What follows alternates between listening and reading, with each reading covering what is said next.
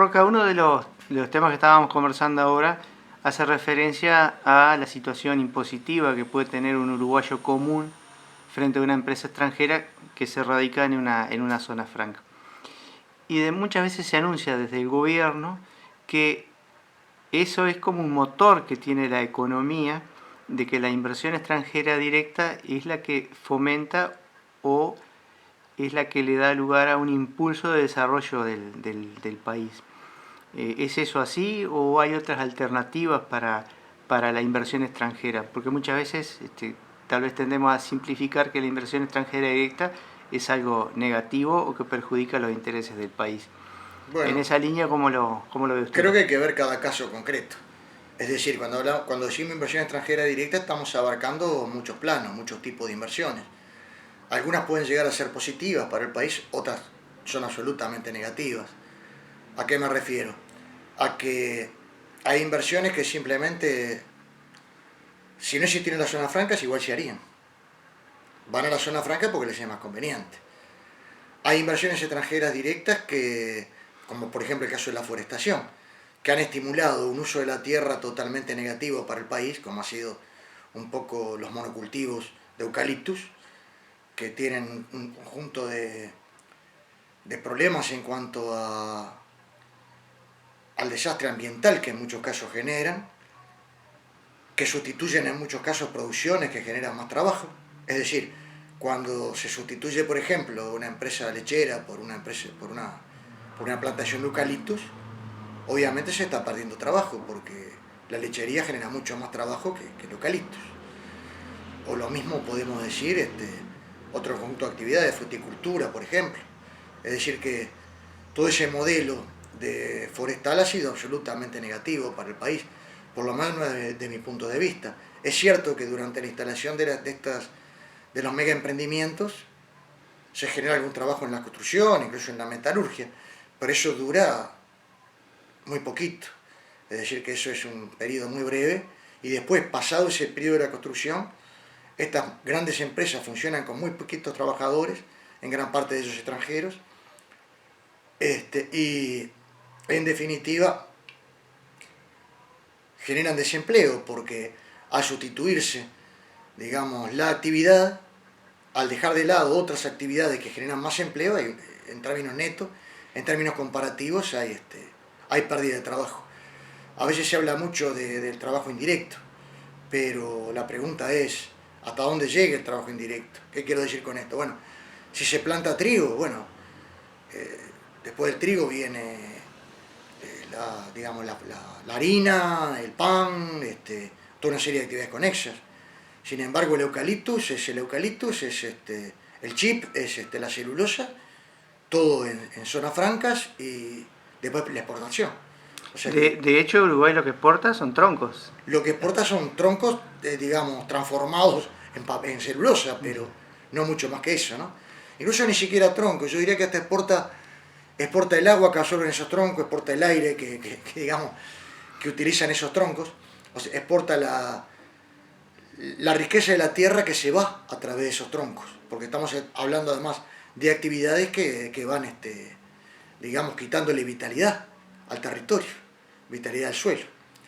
O sea, incluso, bueno, cuando hablamos de la soja también, cuando estamos hablando allí de zonas de comercialización en zonas francas, y estamos hablando de todo un paquete tecnológico que, por ejemplo, lleva al uso de productos químicos que también generan un conjunto de destrozos ambientales. O sea que hay que, en todo caso, contrapesar. Por ejemplo, hace poquitos días se escuchaba o leía que una partida de miel que Uruguay había exportado a Alemania se devolvió porque tenía rastro de glifosato. Entonces, cuando se analiza también los efectos, hay que analizar no solamente los efectos positivos, sino también los negativos. Y después hacer un balance. Pero en todo caso, para sintetizar un poco lo que es mi posición al respecto, frente a cada inversión extranjera hay que evaluarla, hay que ver cuáles son los beneficios y cuáles son, digamos, los costos o el deterioro que provocan al país, y recién después de eso evaluar si se promueve o se busca desestimular. Porque hay que analizar eventualmente todas las consecuencias, ¿no? No solamente las inmediatas, sino las consecuencias a más largo plazo. Si bien vamos a conversar posteriormente sobre el tema de la tercera pastera, vamos a hacer referencia a que los 5.000 millones de dólares que se dice se van a invertir en esa planta requiere que el Estado uruguayo invierta 1.000 millones de dólares en infraestructura. ¿Es rentable para el país, para Uruguay, invertir ese dinero? ¿Tiene retorno o es simplemente una condición que la empresa le pide al gobierno para tener acceso? No, yo creo que no tiene prácticamente ningún retorno, o muy poco retorno, para ser más flexible, en mi respuesta para el país. Tú fíjate que toda esa infraestructura está destinada a trasladar celulosa desde la planta al puerto, desde el puerto al exterior. O sea que prácticamente no se está pensando en acercar los niños a las escuelas, no se está pensando en que la familia rural se integre más, no se está pensando en que lleguen más baratos los alimentos a la mesa de los uruguayos, sino que lo único que se está pensando es exportar celulosa en beneficio de una empresa extranjera cuya ganancia se va para el exterior. Es más, ni siquiera sabemos si esa inversión va a ser realizada, ni siquiera sabemos si esa infraestructura va a ser utilizada. ¿A qué me refiero? Ahora ha habido también un caso en La Paloma Rocha, con el transporte por vía acuática de los troncos a estas empresas.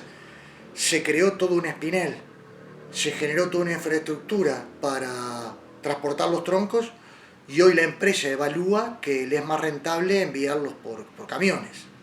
¿Qué quiero decir con esto?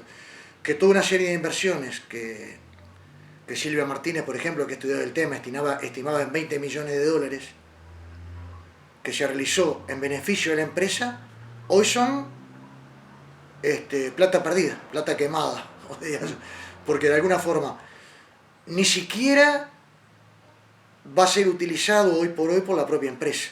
Entonces con esto ni siquiera, de repente se arma todo un conjunto de rieles, de vías, de transporte, de instalaciones en el puerto, y si hoy mañana ni siquiera la empresa viene, o si viene va a ser negativo también, porque van a plantar más eucalipto y se van a desplazar trabajadores de otras actividades, o sea que en definitiva es una apuesta, y una apuesta de la peor forma, ¿no? Y conocemos la situación del puerto de La Paloma de Rocha, incluso tuvimos contacto con gente vinculada a la defensa del medio ambiente y nos decía que para aumentar el calado en la zona donde iban a estar los troncos, retiraban todos los sedimentos que estaban en el fondo y los arrojaban a unos metros a una playa que estaba luego del rompeolas.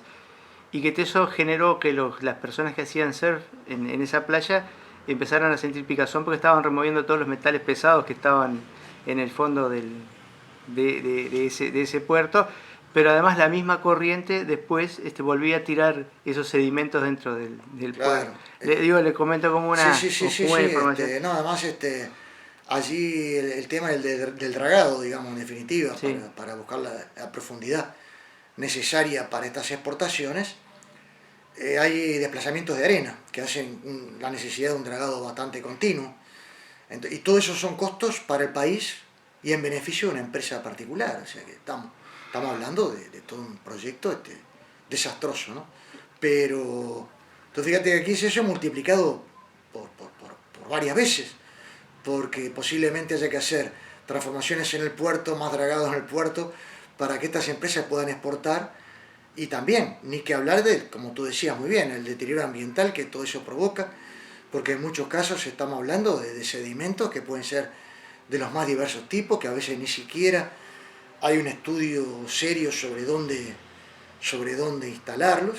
Es decir, que se hace todo en función de estos grandes capitales y de espaldas a las necesidades reales del país, porque, volviendo a ese ejemplo que decíamos de La Paloma, si esos 20 millones de dólares se hubieran destinado a la salud, a la vivienda, a construir liceos, o sea, hubiera sido mucho más beneficioso para todos, ¿no?